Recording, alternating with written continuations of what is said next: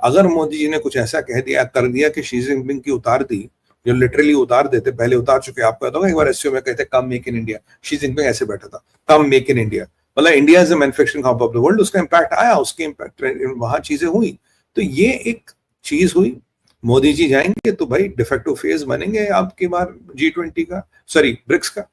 और चाइना, और जो चाइना है इसके प्रॉक्सीज पाकिस्तान है, और ये साइबर वॉरियर्स वगैरह जितने इनके थ्रू ये भारत के अगेंस्ट खेल खेल रहा है, उसमें कोई ये नहीं है। और ये जो आपका इंफ्रास्ट्रक्चर बन रहा है पाकिस्तान में, इसमें ISI चाइना पूरा इन्वॉल्व है, ये दोनों मिलके और उससे बड़े लेवल का इंफ्रास्ट्रक्चर बना रहे हैं। और पूरी रिबिल्डिंग जो एफर्ट्स है वो शुरू हो गए हैं, मतलब अभी ईंट गारा वारा जो भी है वो लग रहा है, मतलब terror infrastructure in Pakistan is coming up again. ये कोई खत्म नहीं हुआ, ये इसकी कार्रवाई हो रही है, आपकी बात डिसमिटेड है, मोर मैकेनाइज्ड है, मोर एडवांस्ड है, मोर गार्डेड है, और मैं बोलूंगा मोर कैमोफ्लेज्ड है। इसका मतलब है कि ऑपरेशन सिंदूर का कार्यक्रम खत्म नहीं हुआ, ऑपरेशन सिंदूर का मिशन अभी बाकी है। ऑपरेशन सिंदूर में जो हमने अचीव किया था, that was not good enough, the mission has to go on. तो इसलिए ऑपरेशन सिंदूर कंटिन्यू होगा, नहीं होगा, ये बिल्कुल होगा, क्योंकि अगर इंफ्रास्ट्रक्चर बनेगा ऑपरेशन सिंदूर वहां कंटिन्यू होगा। आपको पता कल भी एक एनकाउंटर हुआ है। तो ये कार्रवाइयां इनकी और ये पाकिस्तान की हमाकतें रुकने वाली नहीं है। और unfortunately there was one loss of life on our side as well, Om Shanti. तो भाई इन सब चीजों को तो सेटल करना पड़ेगा ना कभी कि वहां आपका ये पूरी चीज पाकिस्तान में बन रही है। और मैं आपको बताऊं, ये कहीं ना कहीं हमारा एक इंटेल बेस वहां है, हमारे एक इंटेल ऑपरेशन सिस्टम्स पीओके में है पाकिस्तान में, ये तो कंफर्म्ड है, उसमें कोई डाउट नहीं है। पर आप देखिए ये हरामखोर बिल्कुल नहीं सुधर रहे, ये फिर कैंप बनाने इन्होंने शुरू कर दिए, इन्होंने फिर चाइना को यूज किया। अभी तो सुनने में कि बावलपुर में मीटिंग हुई है, ये पाकिस्तानी ISI, पाकिस्तानी आर्मी जहादी मिले थे, इन्होंने मीटिंग में ये डिसाइड किया कि अगली कार्रवाई क्या करनी है। तो ये जो हम देख रहे हैं ये एक नया प्रकरण है, एक नई चीज है जो हमें बता रही है हो रहा है।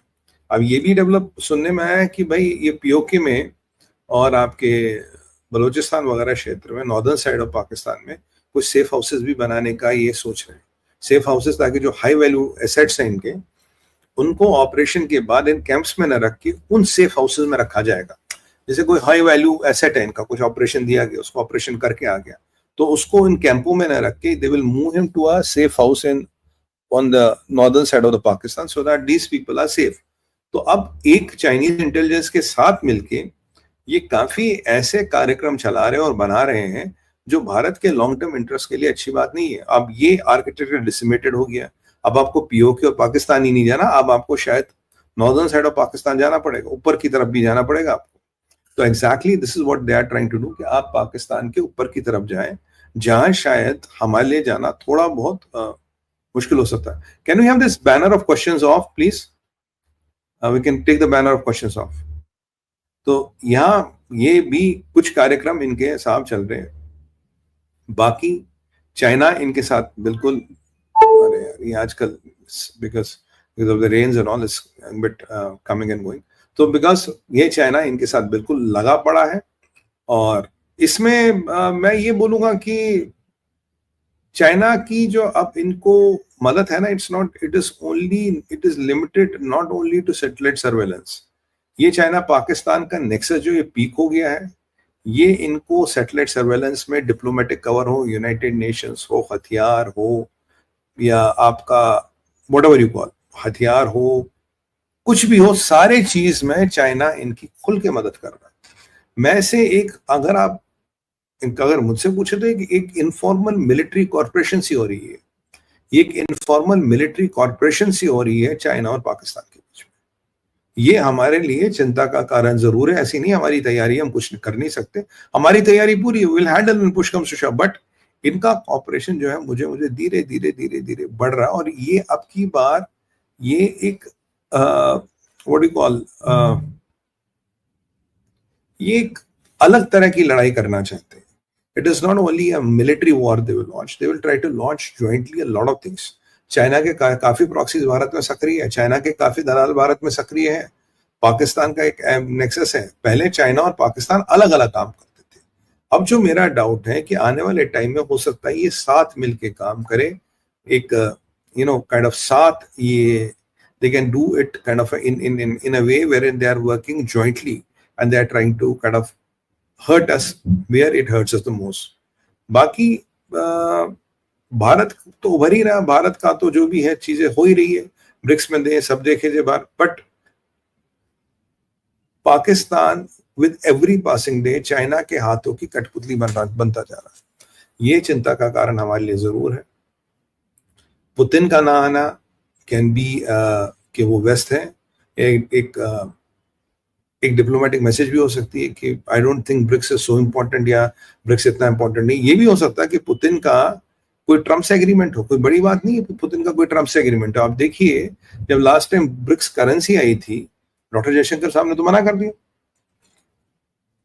और उन्होंने कहा हम डिडॉलरेशन में किसी अल्टरनेट करेंसी में इंटरेस्टेड नहीं है। तब अगर आपने देखोगा तब रशिया ने भी ये कहा था कि भाई साहब हमें किसी भी अल्टरनेट करेंसी में इंटरेस्ट नहीं है, जबकि रशिया के बिलियंस ऑफ डॉलर अमेरिका ने फ्रीज कर रखे हैं, कोई कुछ हजारों में सैंक्शंस है रशिया पे, तब भी वो कह रहे हैं हमें अल्टरनेट करेंसी में इंटरेस्ट नहीं है। तो ये जो डॉक्टर साहब ने, तो डॉक्टर जयशंकर ने तो क्लियर कर दिया, no alternate currency, we are not against dollarization, we are okay with the dollar.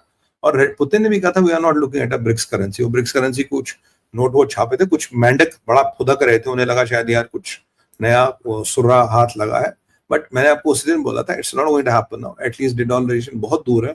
अगर आप हाल फिलहाल में सोच रहे हैं, मुझे उसके आसार भी दूर दूर तक नजर नहीं आ रहे। अब जिस ब्रिक्स के आधार पे, जिस ब्रिक्स की करेंसी के आधार पे, जिस चीजों पे ये सारी चीजें हो रही थी, तो ये सारी चीजें कहीं ना कहीं आपको बता रही है कि ये प्रकरण डिडॉलराइजेशन का या एक अल्टरनेट करेंसी का दुनिया में बहुत दूर होता जा रहा है। It is not going to happen anytime soon. Whatever we might think, believe or be comfortable with, साहब ये नहीं हो रहा और ये ना होने के फिलहाल आकार भी नहीं लग रहे।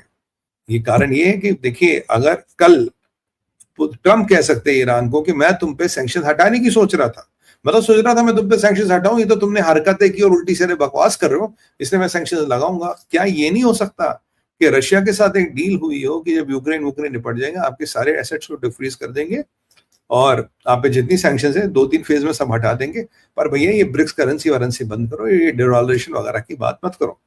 अगर पुतिन देखे, Putin might be interested in doing that. क्यों? Putin himself is worth billions. Putin का सारा पैसा जो दुनिया भर में, वो खुद का पैसा, पर्सनल पैसा डॉलर्स में।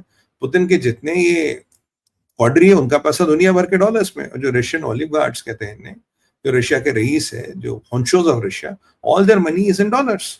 तो अगर आप बड़े लेवल पे देखोगे, Russia might not be interested in coming up with the alternate currency which erodes the personal wealth of the richest people of Russia. हाँ, ओवरऑल दुनिया में क्या होगा वो नहीं हो तो बाद में देखा जाएगा। अगर मेरी पर्सनल वेल्थ भाई जा रही है, मैं तो कह रहा हूं मैं इंटरेस्टेड नहीं हूं।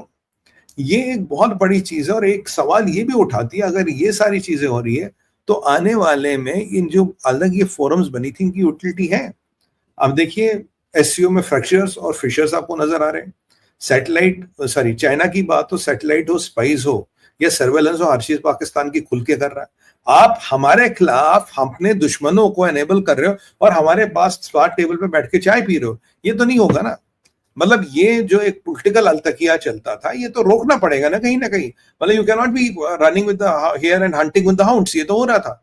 तो चाइना आपका मित्र बनता, दोस्त बनता, ट्रेड की बारी करा, पाकिस्तान को हर वो चीज दे रहा है जिससे भारत को नुकसान हो, और पाकिस्तान हर चीज चाइना के साथ करा जिसका भारत का नुकसान, और कहते भारत आप आओ, आप एससीओ में बैठो। भाई पागल समझ रखा क्या? Why should be bloody be there?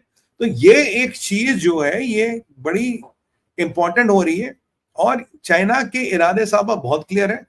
मेरा जो पर्सनल मानना है, मेरा पर्सनल मानना, आप आने वाले टाइम में भारत के बदलते हुए तेवर देखेंगे, नॉट ओनली अगेंस्ट पाकिस्तान, अगर आप आगे चाइना भी देखेंगे। I can see the clouds in the horizon, they are coming. एक बड़ा स्टेटमेंट चाइना के खिलाफ भी आने वाला, चाइना को भी उसकी